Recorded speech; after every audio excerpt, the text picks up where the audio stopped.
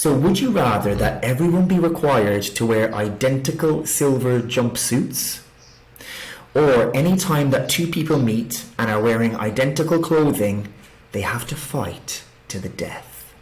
Oh, I'll go with the first one all day. Identical jumpsuits. Not just because like I don't. I would rather people not fight, right? But the other thing is, so one of the cool things about my middle school experience is I went to a school that had uniforms in the city, and they did this. They did this because of the gang issues in the school. And then done now that there was the economic, it's a lot cheaper to just go buy three pairs of khaki pants and three white shirts and you rock that. But for the most part, it was to avoid the gang issues. And so my first thought was like, okay, when you can like get people to stop worrying about kind of superficial external things, you can probably do some. You can get people to focus on other stuff, right? Like one of the things that this is so hilarious to me. We focus on diversity of when people start talking about diversity, they don't mean diversity of thought, they mean diversity of appearance. The irony, of course, being that the type of person that is most likely to deviate in their appearance sharply or to put emphasis on that is going to think a certain way. So these are the things that no one really thinks about when they talk about uh, diversity. And I took that argument in my mind, and I also went and I said, I've seen what happens when everyone is like focused on dressing differently. Yeah, we all wore identical jumpsuits. Then right, maybe all of a sudden, people will start like actually liking each other for intrinsic qualities. It's an interesting take on it though, Ed, because in the UK most schools do wear uniforms. I think it's the other way around over there, isn't it? It's more unusual to be wearing uniforms, and yeah, there's quite a lot of discussion at the moment that I've seen on kind of education Twitter around kids not being allowed to present their individuality in schools. Yeah, that's overrated. I'll tell you right now, because here's the thing.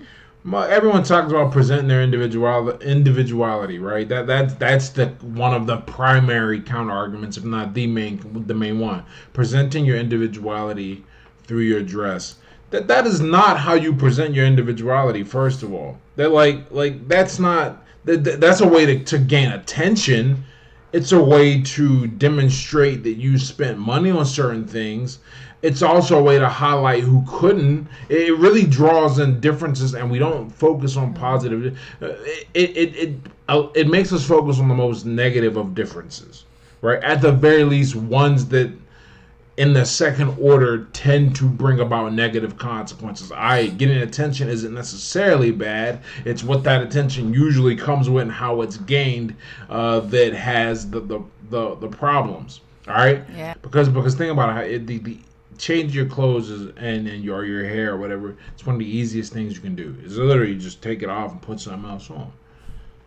And for us to say that is an expression of individuality quite literally cheapens what individuality is or means. If it's that easy to change it, then it really isn't that important or interesting. I know I'm not the one here to debate the thing, but I just, when I hear that, my mind immediately goes, okay, but how? And I start thinking and going back and forth. So I suppose it kind of, if you're focusing on individuality as being what you wear or what you look like, I suppose it's that superficial, that kind of that initial layer of a person, and actually it's much deeper than that, and that's why you like the silver jumpsuit, because then people will be forced to be individuals in different ways other than right. Yeah, I mean, I suppose so. Yeah, because that wasn't even a difficult choice to me. I heard it and immediately was like, boom, here we go. Because and here's the other thing too. People love easy victories. Remember, we seek the most energy efficient configuration. We have to train ourselves out of that, but most people never do, because what's the benefit? They don't see it immediately because it's not immediate. Anyhow, if we feel like we are special and different because all we did was wear a different outfit or change your hair color, then we really stop trying to become something of value, something interesting. Imagine if I was like, oh man, I'm this black kid from the hood. Boom, that's me. I'm special, and I never do anything else. Right, and that's somewhat of an extreme situation, but the concept, and it stays, and it's not that far from the truth. Many people get caught up, and they get caught up in who they or how they were born, and they make that their identity. And through that, everything else becomes defined around that identity. Limitations mainly because you didn't earn anything to have an advantage.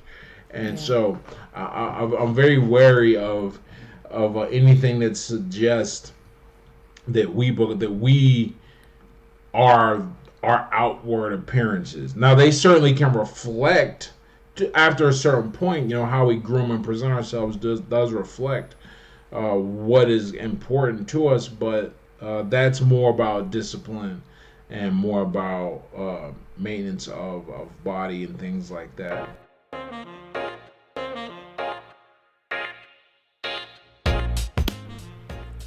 Yeah, that's interesting. That's one of the things we've been reflecting on in videos in the past few weeks that we've made. This idea of something called self-stories, the idea that people create a story about themselves, and part of that could be, and often is, how I physically present myself, where I'm from, the things I like, and then that they create this very strong story and then identify strongly with it, and that limits people, because then they think, well, this is who I am, and I can't necessarily be anything else, and it limits the information I take in.